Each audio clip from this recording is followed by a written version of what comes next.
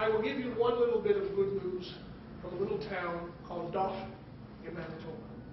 When Mr. Trudeau was Prime Minister and Mr. Schreier was the NDP Premier of Manitoba, they began a program called MINCOM in Dauphin. Dauphin is an agricultural community. You don't know how well you've done until the harvest is in the fall. Very biblical in that sense.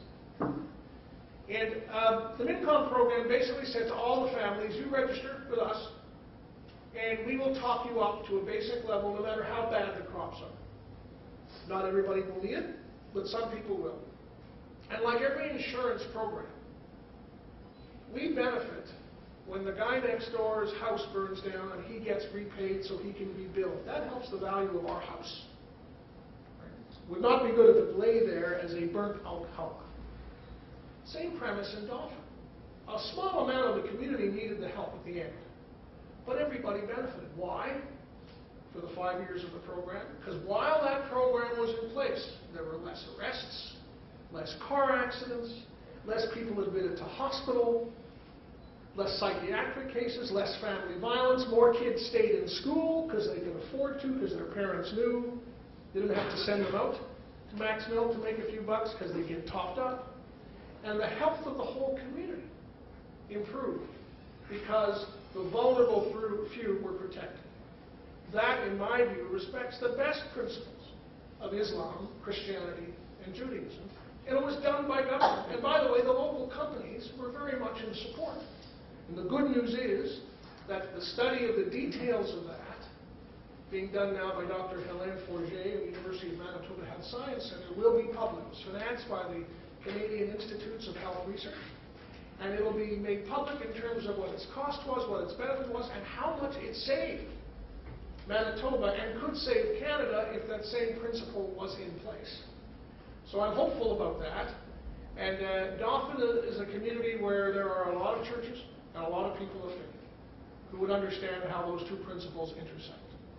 It doesn't reduce all the contradictions you referenced, and it doesn't explain all the gaps, because some of them remain unexplainable. But it does give us a measure of hope, and my view of radical hospitality is there's always room for hope. Thank you. Thank you.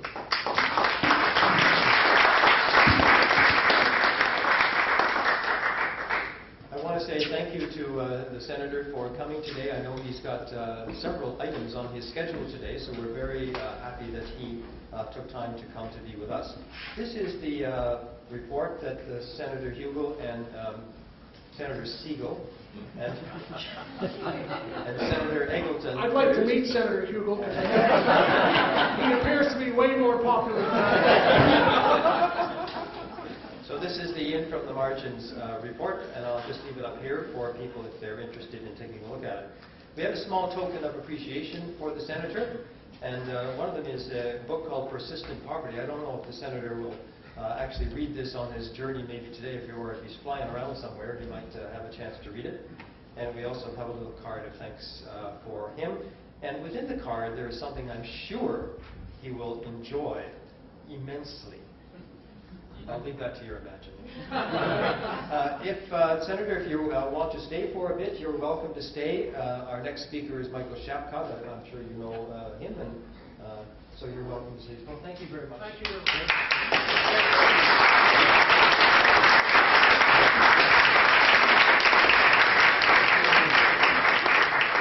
In the nonprofit sector, social exclusion, and certainly around the areas of homelessness and poverty. He's located now at the Wellesley Institute here in Toronto, and he is one of the founders of the Multi-Faith Alliance to End Homelessness, which is a co-sponsor of our event today. So I'd like to introduce Michael. Will you come up, please, Michael? Thank you.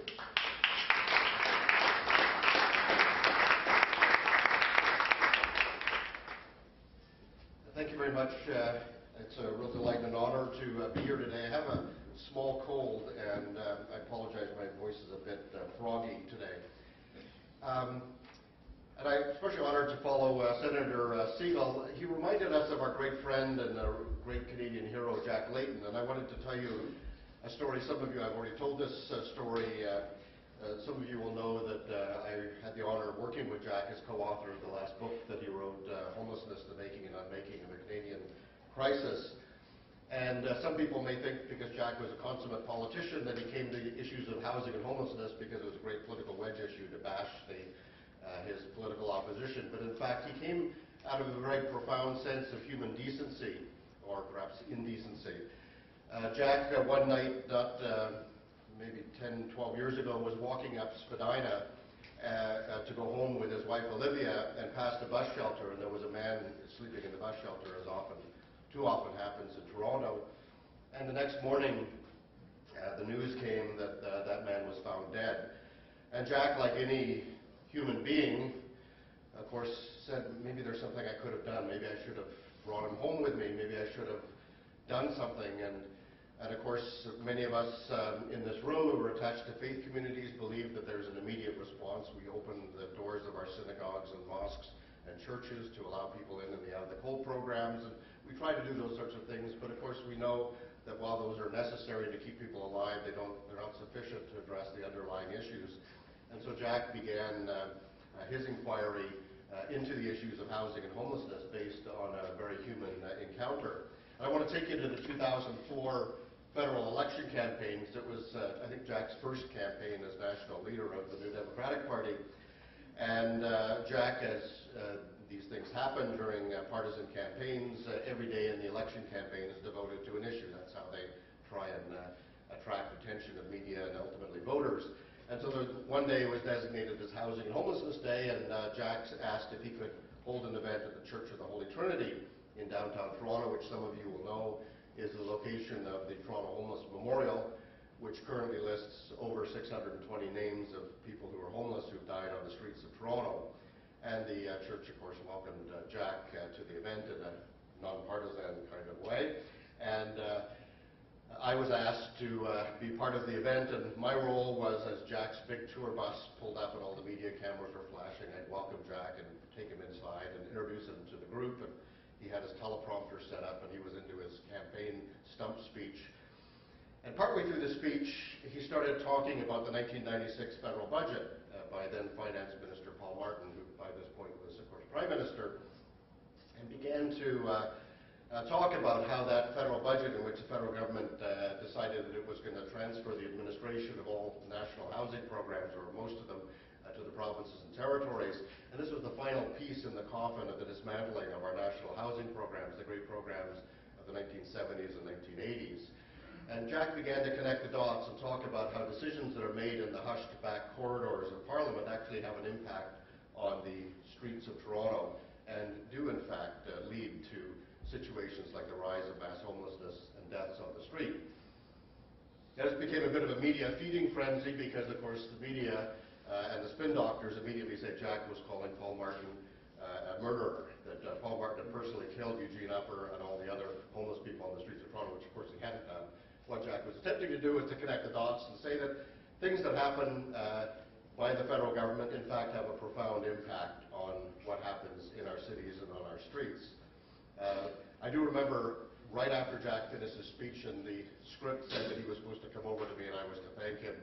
And as the TV cameras were going, Jack whispered in my ear, I went off message, and I said, that's great, Jack, it was the best speech, you know, you really, really connected the dots. And he said, I think I made a mistake.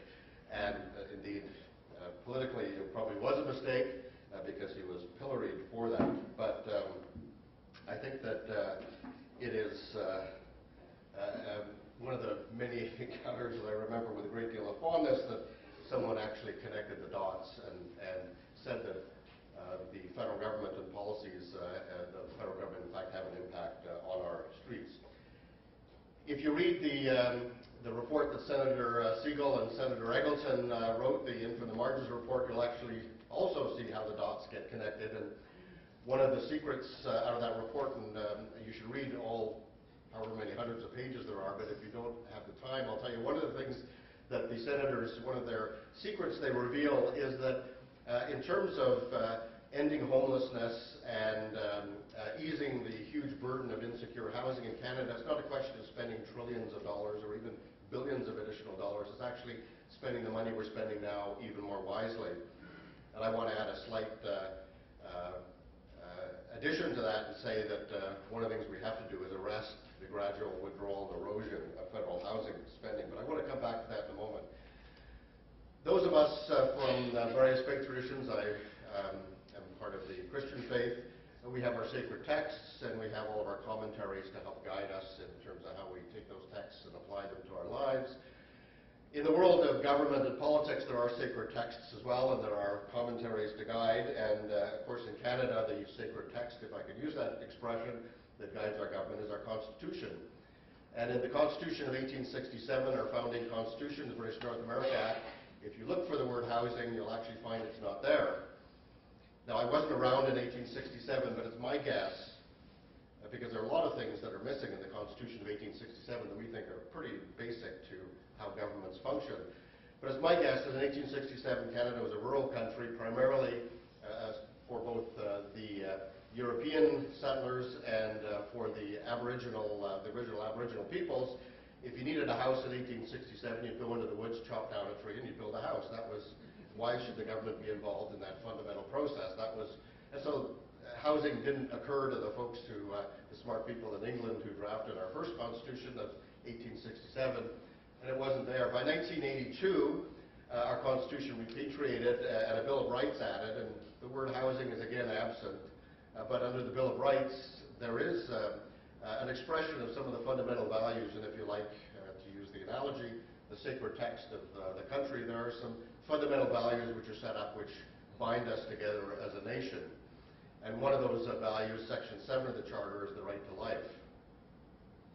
Now, the right to life has been a right that has been extensively dealt with in international law.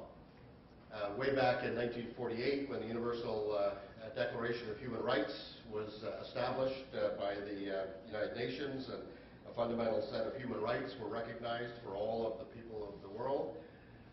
The right to life is recognized as being a fundamental right, and the right not to be deprived of your life is recognized, obviously, as a corollary of that life.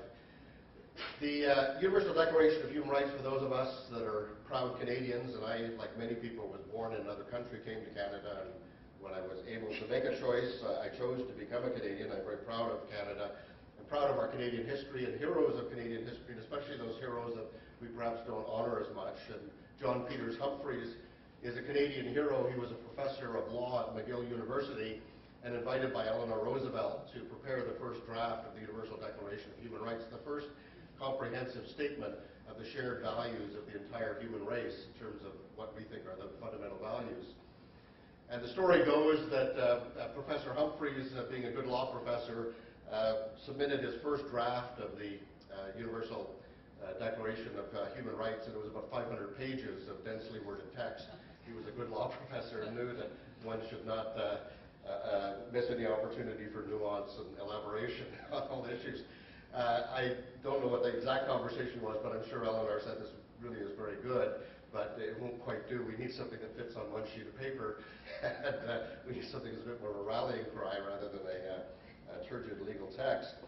And of course, ultimately, we got the declaration, and in that original declaration, the right to housing does appear, but it appears as a subsidiary right of the right to an adequate standard of living, which in itself is a subsidiary right of the right to life.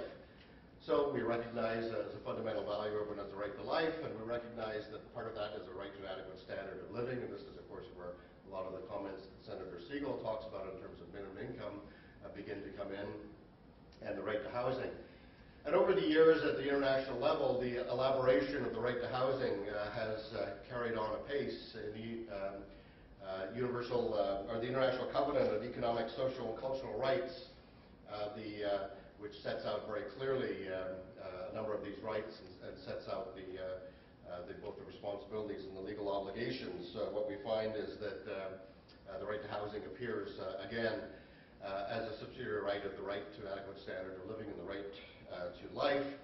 And we also understand that as we read the article of the International Covenant on the Right to Housing, we understand it's there's two parts to it. One part says that everyone enjoys the right to housing, and secondly, that it's an obligation